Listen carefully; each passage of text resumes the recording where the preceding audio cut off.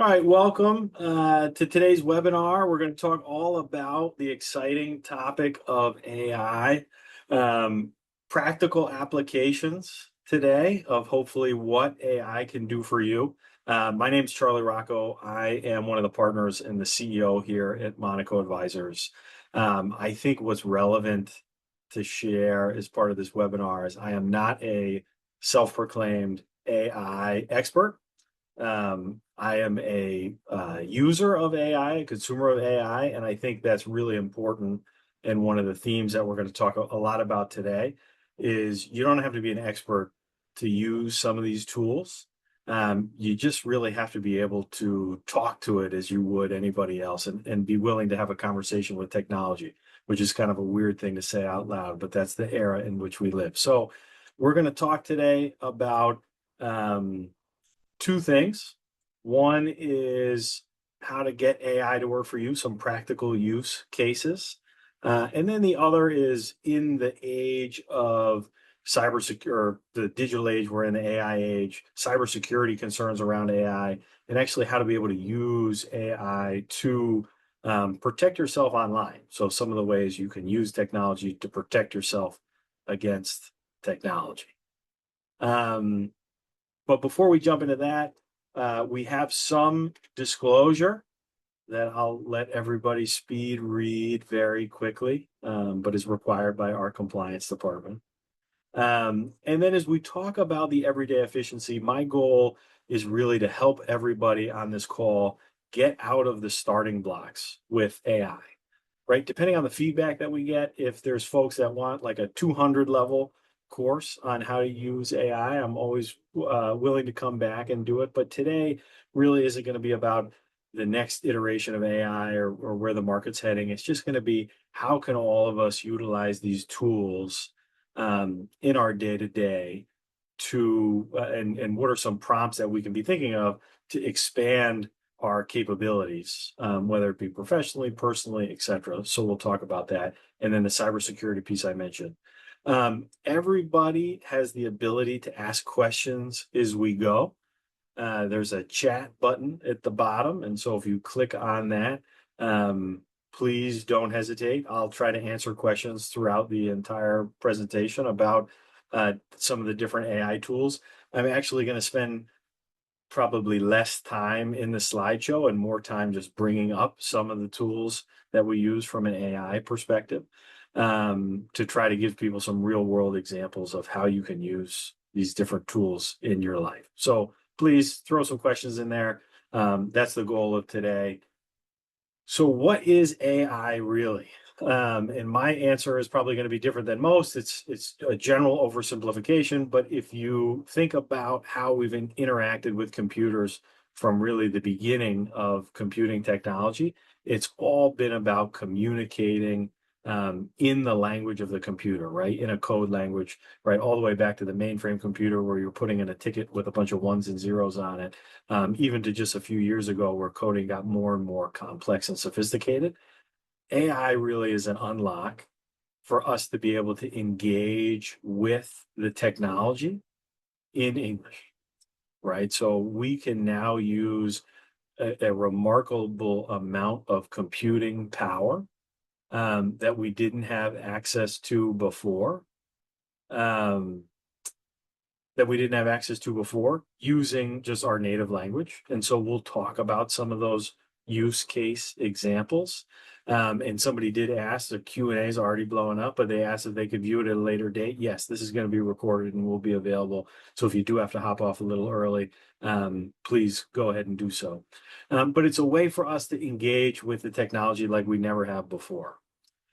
And one of the best parts about that is it's pretty ubiquitous. And at this point, you can do a lot of things for free, right? So there's three primary tools that we'll talk about today.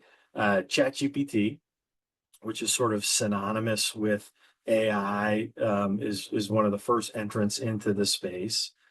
The second is Gemini, which is Google's AI product. The reason that I'll talk about Gemini is it's one of the easiest to use because in every Google search you make today, whether you think you're using AI or not, it's there. So we'll talk a little bit about that and how to utilize that tool. And then the last is Claude, which is very similar to the others. It's the AI model out of Anthropic, but I will say that it does some things I think better than ChatGPT, but really I think the key here is once you get to use some of these different tools, find the one that works for you, right? If you find yourself in Google already, then use the Google tool. I have some friends that put the same question into all three and kind of just get a better sense of the answers that they're going to get and which ones they more resonate with. So there's no right or wrong answers as to what to use. There's many other tools that we're not going to talk about today, right?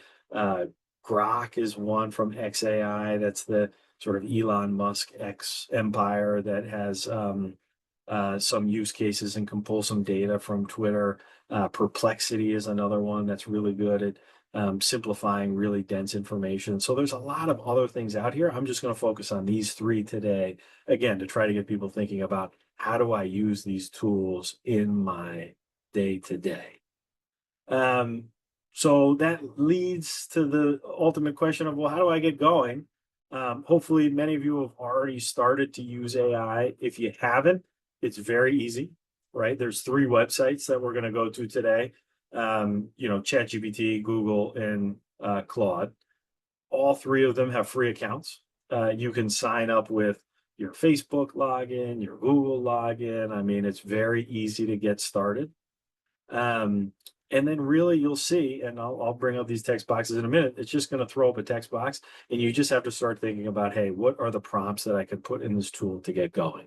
So it's really easy to get started out of the gate on any of these tools.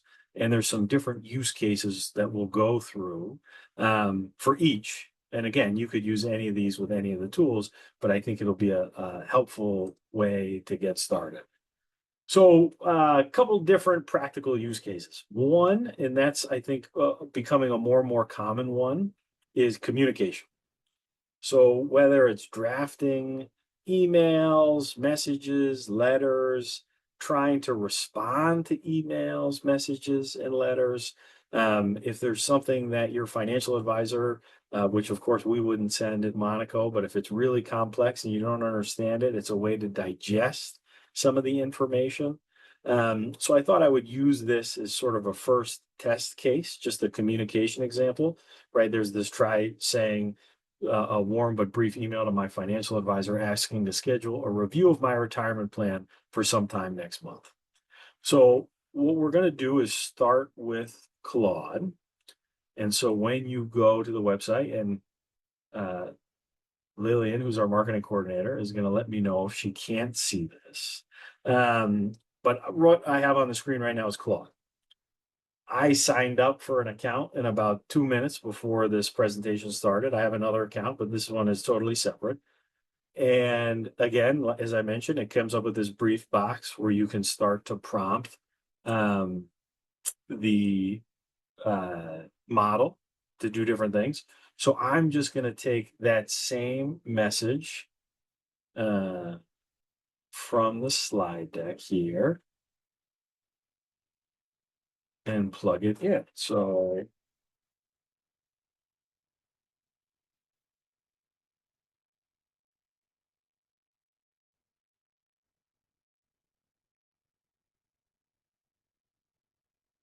right. So with that, you'll notice right away that the AI is thinking. And what I love about Claude is it actually oftentimes formats the output into various things. So this is formatted as an email. Again, this is a new account, but if you had an account that was established, you could even connect your email. So if I click on this open in mail button, it'll send it right out the door. Alternatively, this is a copy button, right? And you can copy this whole message and paste it into Outlook and send it to me, and we can set up a meeting, right? So it really makes things easy. Now you may say, hey, this is a very short example. I probably could have typed that message at the same time that you type that note into Claude. So that's probably true, but we can make it more detailed. I'm going to do that in a second, right? So again, hi, advisor name. I hope you're doing well. Would you have some time next week to meet? Blah, blah, blah. So another thing you can do is say, I have some questions about the current market environment, which I'm sure none of you have as I type this out. What are some good questions to ask my advisor in the meeting? Hopefully I can avoid this without too many typos. Right, so if I do that, it's gonna process the information and give me some prompts for the meeting. You'll see as it's thinking, it'll tell you what it's doing. So right now, it's searching the web, probably looking at the current market environment. If I were you, I could probably give it more specific things that maybe I'm thinking about, right? Interest rates, the war in Iran, etc. But this is just going to take general information. And you could see it gives you sources. That's one of the things that you have to be careful of with AI. Where's the data coming from? And then it gives you some prompts and some questions. And it's kind of a lot of information, right? And that's one of the things about AI is you can always control the complexity. So if I read this and maybe I don't have a lot of time, or maybe I want to prepare differently for the meeting, I could tell it's just a short, right? So I can say, this is too long. Please shorten and include in the email to my advisor. Right. And so I like the information, I like the content. If I wasn't presenting this in a webinar, maybe I'd spend a little bit more time reading it, but I can shorten it and then include it right in the email. So now not only am I looking to schedule a meeting, but I'm asking how exposed is my portfolio to AI and tech concentration right now? How are we diversified enough, given how narrow market leadership has been, right? And we have great questions, great answers as your advisor for all of these. And then any rebalancing moves you'd recommend given recent gains, right? All this is an email that maybe would take you a little bit longer, that you can do the research and format the draft right there in the AI tool at the tip of your fingers, right? I think I did this together with everybody on this webinar in about 5 minutes. So that's one use case, right? Communication. And then you're going to send this to your advisor and they're going to send an email back. And hopefully the email is not overly complex that they return to you. But if it is, you can just copy and paste that right into this chat. And not only will it be able to summarize it for you, but it'll also be able to reference your concerns and questions that you brought into the chat already. So it's creating a living memory of the conversation. And it's a tool that you can be able to use to synthesize them. So that's one use case. Is we flip back to it. Another use case is to make sense of complicated things. So you can really upload any document. It can be handwritten notes, it can be PDF documents, etc., into the AI tool to get summaries of something that's complex. We're going to talk about cybersecurity in a moment. So please don't upload anything that has PII or anything personal. So as much as you'd love to upload your LPL statement or something like that into ChatGPT to get an analysis of it, don't do that. But there's other things that you come across in day to day that are somewhat complex and that you have no clue. So for me, and I'm going to use some personal examples here.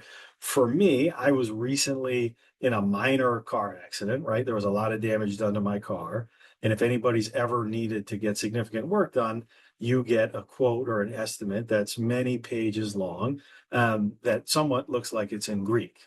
And so what I have is a estimate here that I'll share if it comes up from North Haven Auto Body, if anybody's ever been there. So it looks exactly like this, and it will tell you through a long list of items, and this is going to go very slowly. I apologize because I'm sharing my screen as I do it, but it'll start to list out all of the various things that are wrong with it, and of course all of the prices that are associated with all the many things. I read the supplement and I really have no clue what's going on. It doesn't give me any depth or any detail. I just think, man, there's a lot of things wrong and it's going to cost a lot of money.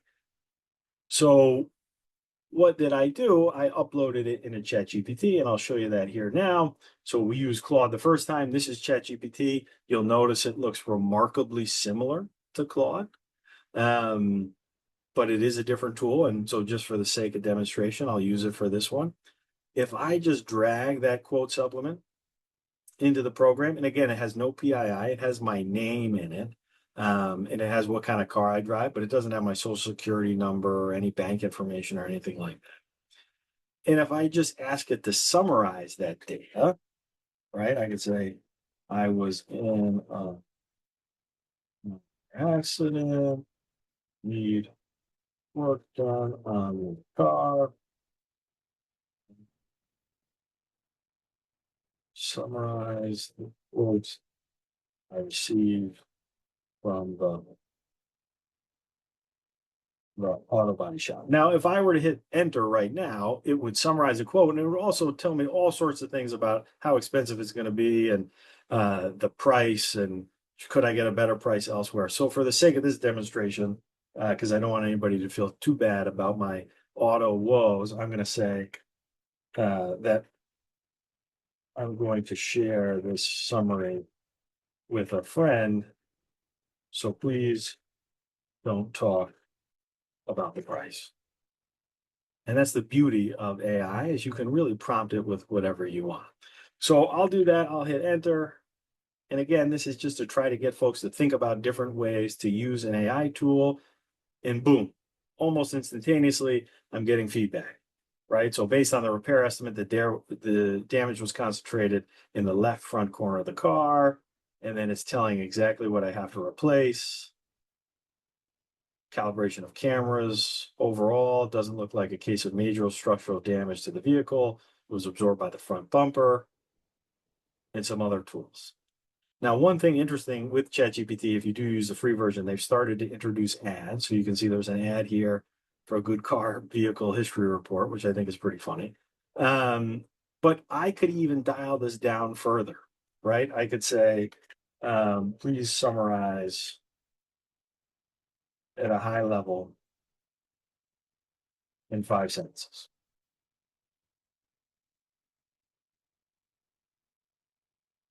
Right? And I can really get to the root of what I'm looking for very, very quickly. Right? So that's the second use case. First use case, communication. Second use case, how do I take the complex and make it simple? And so you can really do this with anything. Again, I would be careful with PII. There are some tools out there, and we can talk about it in a follow-up, especially through Adobe, where you can redact some of your personal information using, like, as I mentioned, Adobe, and then upload information into it that's been redacted, but you have to be careful with that. So there's some things to think about. But again, taking something that's complex, I would never understand that quote in a million years, and summarizing it in 5 sentences, letting me know exactly what happened with my car. So, and you could see I tried some of these things in here that are on this slide, right? Like explain it to me more simply. You can ask follow-up questions. You can really engage with it, which I think is a helpful practice. Prep questions. So I did it a little bit with a financial advisor question or with the financial advisor example and the communication example that I use in Claude. But if I'm going to North Haven Auto Body, I can say, hey, what would be some good questions for me to ask about the car, right? And I did this in a prior session and it said, hey, make sure you know what the deal is with the frame. Is there going to be any issues with the car when you go to sell it or return it off lease or what have you, right? So it'll give you some good prep questions. So you'll be prepared and be a little bit more knowledgeable, especially for somebody like me who's not a car savant. Right, I certainly know a lot more about AI than I do cars. And as I said, I'm not an AI. Another use case is planning and organizing everyday life. So I think this is a great one. For years, people have been Googling things like, where should I go to lunch in Fairfield, Connecticut? Well, now there's a whole layer of AI on top of that where you could really plan something a little bit more robust. I'll use Google as an example here for just a couple different options, but the one that I'll do is uh, where to have lunch in Fairfield, Connecticut, because it is lunchtime. Um, and you can see here that I am literally just doing a Google search. I'm not going to any special site. I'm just Google searching this topic. And coming right out of the Google search, I'll get suggested places in Fairfield. I'll get the Google search results that everybody's familiar with. But now there's this new AI mode on top, which pivots you over into Gemini. You could also go direct into Gemini and it would look exactly like ChatGPT or Claude, but this is a really easy way to utilize some AI in your day to day.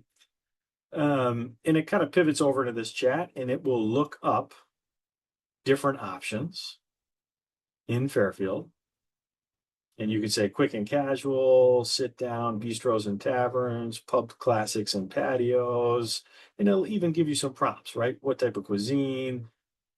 And so you could say anything in return, but I am looking for something in under an hour that is fairly casual. And refine your results even more from there. So one of the things that I really like about Gemini is it will overlay on top of your Google search. So if you're used to that interface, it makes it really easy to get, I think, really good um, suggestions. And even with like Google does reservations and that sort of thing, you can tie that in to what you do. Another example on the ChatGPT side, um, again, you have all of these different summaries, right, that you can get of like past chats. Again, this is a new account, so there's not a lot there. But I was in Montana a couple weeks ago. I had an afternoon to spend in Bozeman. And so I said, hey, I want to grab lunch and do some things in Bozeman, Montana. And it actually planned out a whole itinerary, right? Map, right? Where should you go? And then potentially go to lunch, explore downtown, visit the Museum of the Rockies, go for a hike, wrap up downtown. Now, I didn't do all these things, but I just thought it was an interesting exercise. The one thing that I want to leave you with, and this is my absolute favorite, and I think it's a really practical solution that hopefully folks find helpful, is my wife and I about a year ago got really into cooking. We cook almost every day, but I have the unenviable task of doing all the grocery shopping for the family. And so when you're cooking from recipes, you're writing down all the different ingredients. Maybe one recipe calls for 2 lemons, another calls for one. You got to reconcile everything, put it onto one list. You go to the grocery store, you collect all the produce, you get all the meat, you go get the dairy, you're in the canned goods, and then you realize at the bottom you wrote grapes and have to go back to the beginning to get more produce. So what we ended up doing, and I'll just show you an example, is with our phone, we take a photo of any recipe out of any cookbook, right? So I'm just going to show this picture up on the screen before I do the exercise. This is a cookbook. It's a parm crusted tuna melt. It's not even a really great photo. It's a little blurry, but it's a recipe that my wife wants to make for lunch one day this week. So if I take the various recipes, right, and I have 3 of them, and just drop them into Claude, and then tell it that I want to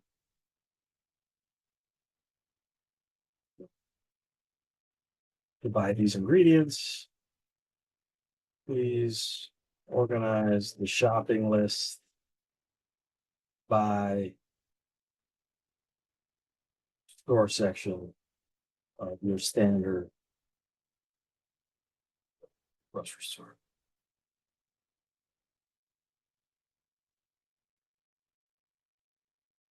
Right, and it will actually read the photos and organize it by produce, meat and seafood, dairy, bakery, bulk grains, condiments, etc. If you tell it the grocery store that you want, it will search publicly available information, right? Like, hey, I want to go to the Stop and Shop in Fairfield. It will organize it by where everything is in the Stop and Shop in Fairfield, right? You can upload 3 recipes or 100 recipes. I also have it programmed for the staples. So I have 2 young kids. They eat a ton of bread. They drink a lot of milk. They eat a lot of eggs. So it layers in those as well. And like I mentioned with some of the earlier sections, all of this is iterative.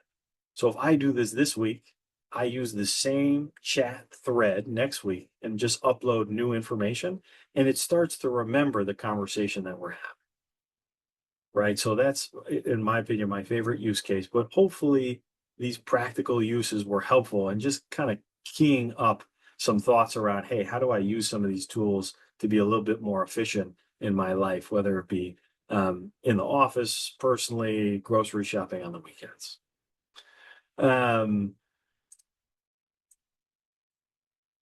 So some best practices across all 3 use cases. One is be more specific. So you'll know that I mentioned, hey, I want to group these ingredients by section of a standard grocery store. You could even say, I want to group these sections by Stop and Shop or Whole Foods or wherever it is that you buy your groceries, right? The more context you give it, the more accurate it is. And you don't really have to think about context. You just think about, and if you get the wrong answer, you can always ask a follow up, right? But just think about, how would you explain it to anybody? Context. So you could paste anything you want into these programs. So if we use any of these tools and you have letterhead that you use personally, or if it's for work and you want to put a logo on top, you can upload all of that context into the tool and it will automatically format it as you would like. In Claude, which is one of the tools or this tool that we were using most recently, if I go back to the chat on scheduling an advisor appointment, for example, this is an email. I could ask it to please draft is a letter, and it will reformat it as a letter that you can actually print and mail, right? So those are other things that you can do. If you give it a little bit of context as to how you need the output, it'll customize it to exactly what you want. One of the things about Claude that I really like is it utilizes all the Microsoft tools, right? So like Microsoft Word, PowerPoint, Excel, it can format the letter as a Word document that you could just open and send or open and print as you would any other document on your computer. So it's really easy to use. Okay, so pivoting back to the slideshow. So that's the second, give it context, keep the conversation going. So we talked about this a few times, but the more data you could put in one conversation thread, the better memory the AI will have, right? It'll have a more robust recollection.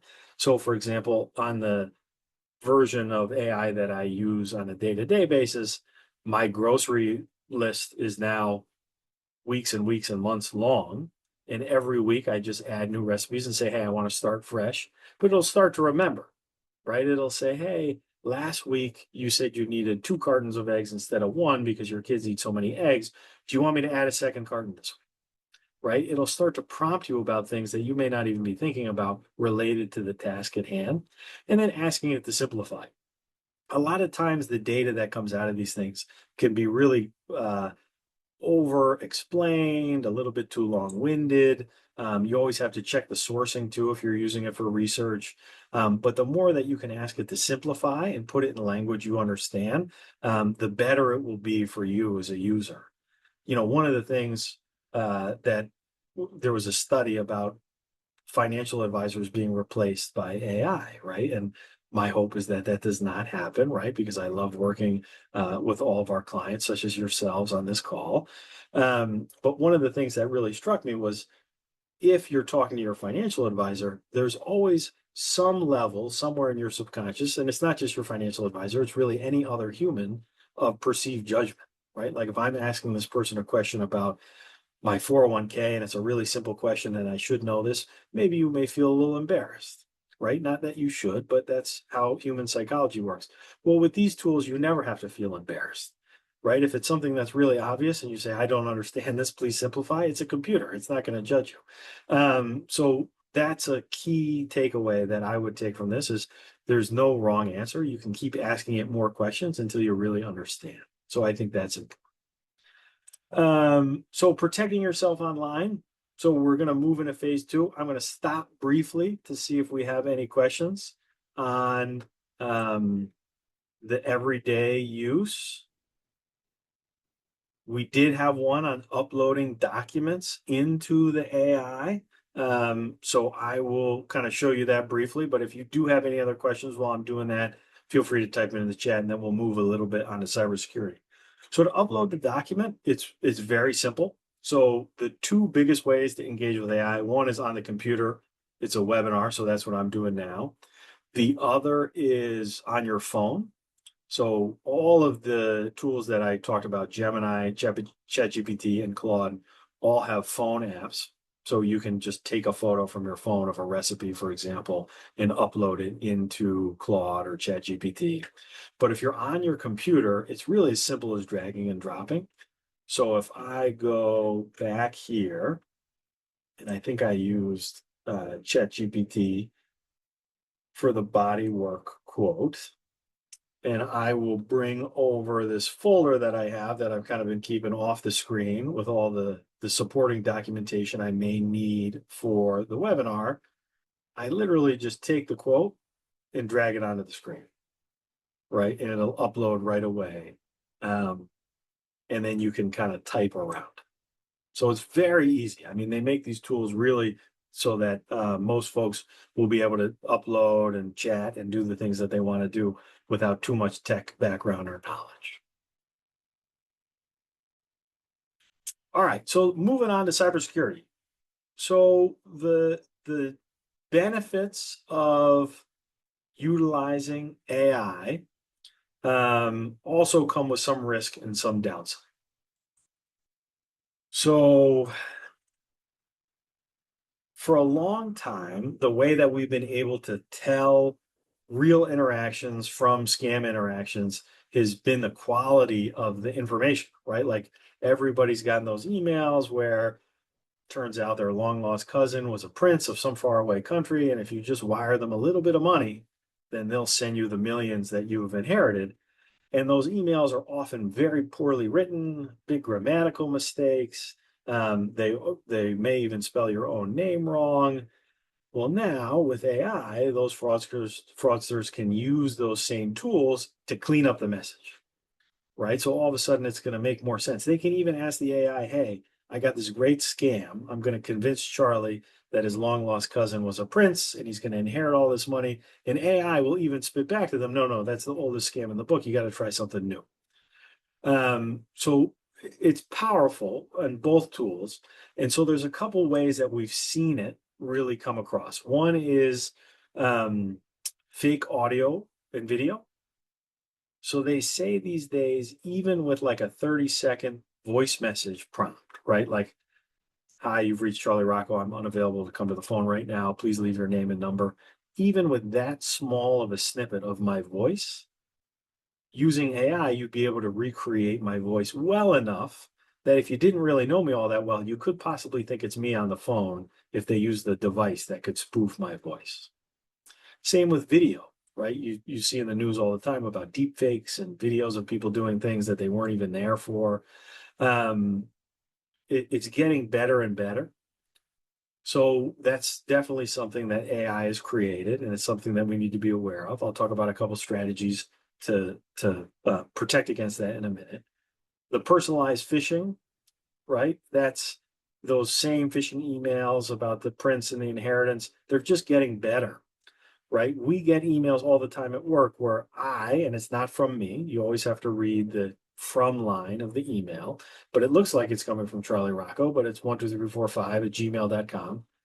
I'll email somebody and say, "Hey, Steve, I need you to go buy Amazon gift cards and send them to my clients because I'm out of the office on vacation and I can't get a hold of anybody else. And please don't ask anybody about what you're doing. Just go ahead and do it very quickly." They're getting better and better. one of the common features too is the pressure to act fast, right? So the panic phone call, which is on this slide, that's one where folks get phone calls from seemingly a grandchild or a relative that they're in trouble, they're out of the country, they need money wired quickly, or any other thing having to do with urgency, right? I need you the Amazon gift cards today. You can't talk to anybody about it, right? There's all these scams out there, and these are just a few examples. I'm sure everybody has seen more, but there's a lot out there, and they're getting better because of AI. So a couple ways to keep yourself safe, and these are just basic ways, and then I'll talk about some ways that AI can help, but a couple ways to keep yourself safe. One, this concept of a safe word. So how do I know that you're really you? Um, there are some families that we've recommended create a passcode amongst them, right? Like hula hoop or uh, uh, xylophone, right? Pick a word that's unusual, and you can keep it between the family to say, hey, if I ever wonder if this is really you, let's have this safe word that we can share with each other.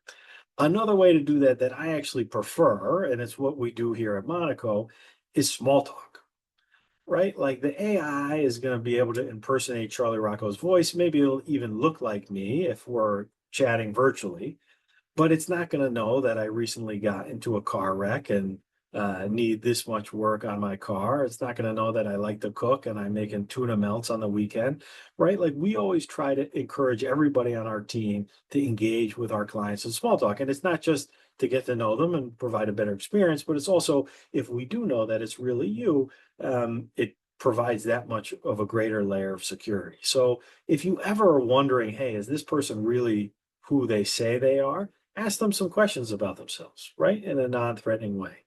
The second is just hang up and call back. This is another technique that we use at Moneco, but we would suggest it for everybody. If you think that the person you may be talking to isn't who you think it is, and it's a person that's very familiar to you in your life, you can hang up the phone and try them back at their number. If somebody ever calls you and it's from Moneco and you think it may not be from Moneco, hang up and look up the Moneco phone number and call us back, right? That's a technique that you can either do overtly and say, hey, I just want to make sure this is you. I'm going to give you a call right back. Or if you're uncomfortable doing that, you can even do it a little bit more subtly. Like, hey, I'm going to give you, or hey, this connection really isn't good. Let me call you back, right? It's just a way to make sure that who you're talking to is really that person. The next is multi-factor authentication. I think this is one that everybody knows, but the more layers you have of protection and passwords, the better. What's even better these days is this thing called a pass key. So many sites, Google, Apple, et cetera, as you log in, they've started to suggest you use a pass key, which actually ties the login to your phone. Often there's a little QR code that comes up. You have to scan it. Then you have to sign in on your phone or scan your face or your finger or something like this.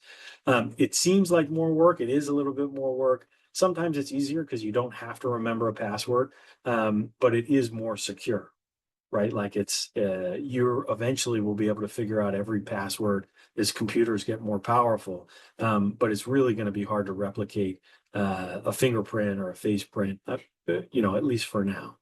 So that's another thing to be thinking about. And then the last one, and we talked about this, and this is the most obvious, but just make sure you protect where your information's going. We have a cybersecurity training at Moneco. It's a program called Know Before. We have to watch all these vignettes. And there's the obvious ones, right? Like don't give out your social security number. Certainly don't plug it into an AI tool. But there's also more subtle ones that people often forget about too, like where is your shredding actually going? If I can take a photo of a recipe and get it to put together an ingredient list, I can certainly take a photo of your trash or your shredding and have it repiece together what was there before, right? So you really have to be careful with some of those details. We had a shredding day this past month where we actually let people watch their documents be shred right in front of them. Try to do things like that to make sure you safeguard some of your information physically.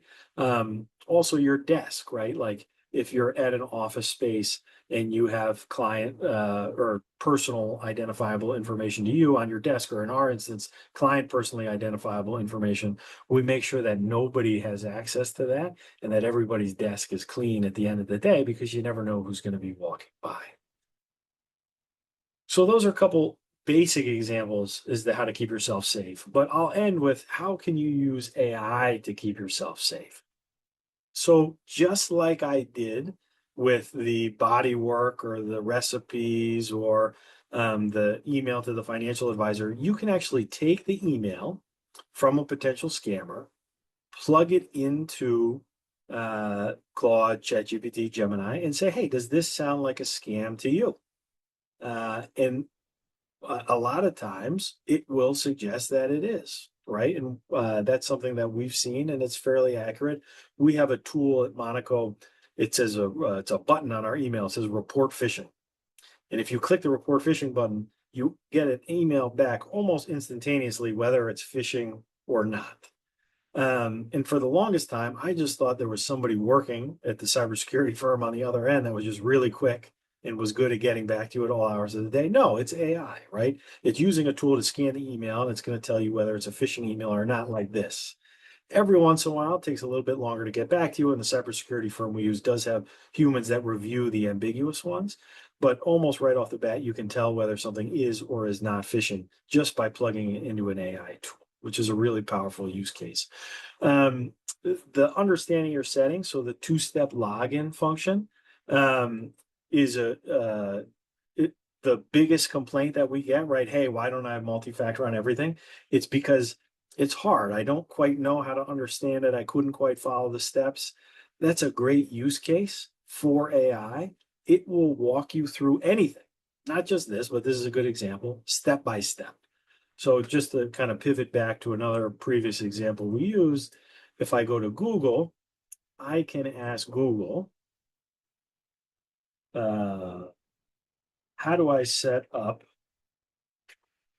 MFA, which is the abbreviation of multi-factor authentication, for my Gmail account?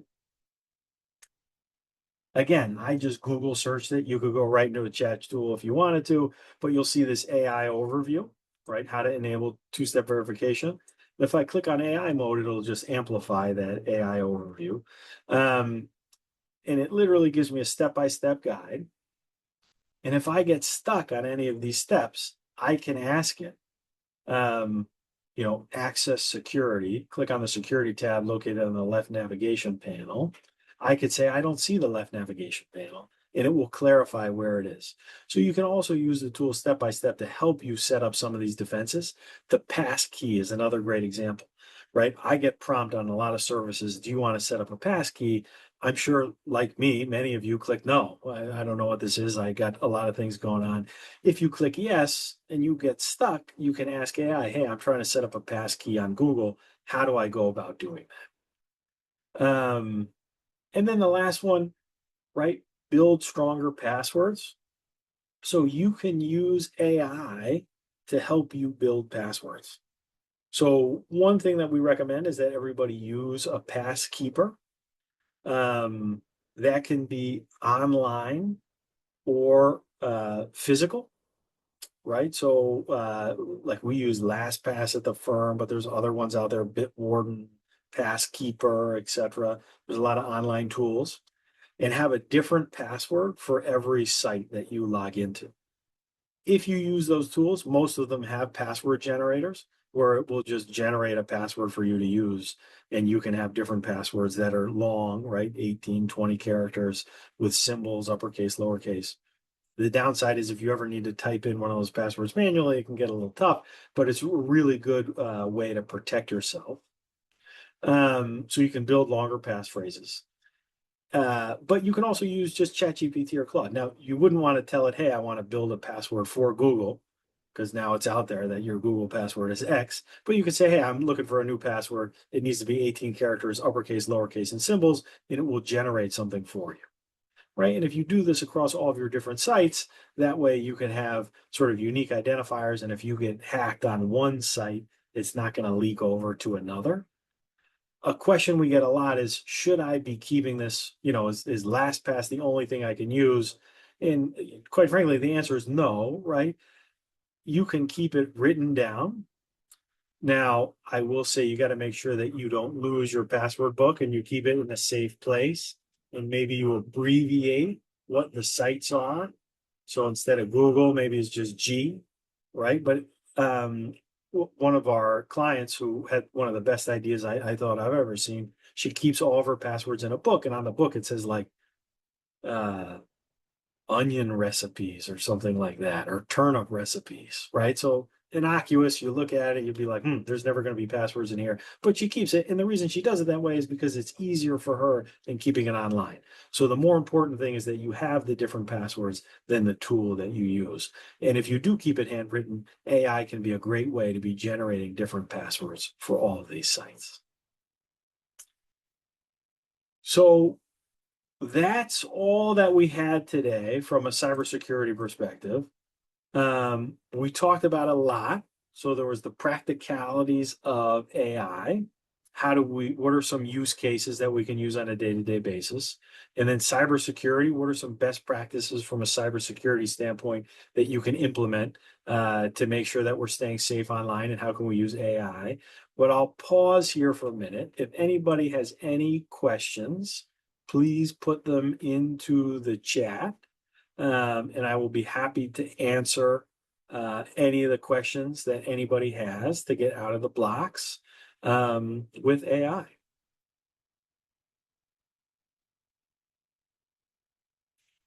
All right, so let's see, a couple questions here. So one on some of the more practical use cases of AI. Yeah, so from a record perspective, all of the AI data is saved. So somebody's question was, what happens when I plug all this stuff in there? Where does it go? It is saved in a history. So if I go to ChatGPT, I can search all of the old chats that I've had. Now, if for whatever reason you didn't want it to be saved, you can delete your old history. So if I go to this car repair summary, you can actually come in here and delete the chat, and it will delete everything that happened. So yes, does the data live somewhere for forever? Absolutely. So I wouldn't say I can put in anything I want and then delete it. But if you did want to delete some of the history, you can. The one thing though that I will say is, and I mentioned this before, these tools do build memory. So the more that you put in there, I think the better the memory will be of what you want to accomplish next. So I think that's really important. Another question was about the output from Claude, because I never got to it. So thank you for reminding me. So you can see here, right? I asked for this to be drafted as a letter, and it was drafted in a Word document. So this document is now just ready for download, right? So to talk about an output, it'll give you a little preview here. But if I download it, it will open up like any other Word document on my computer. I can edit it, I can save it, I can print it. So if you did for whatever reason, want to write me a printed and mailed letter that you hand sign requesting an appointment, I would be honored to receive such a letter. But you can do it right out of Claude. And that's the thing that I like is with Excel documents, PowerPoint, Word, all of that is really user-friendly in the Claude interface. So you can see right here, just like any other document that you would create, but I didn't create it, the AI created it for me.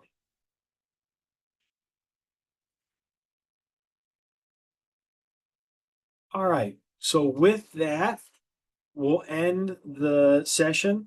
But if anybody has any questions, please don't hesitate to shoot me an email.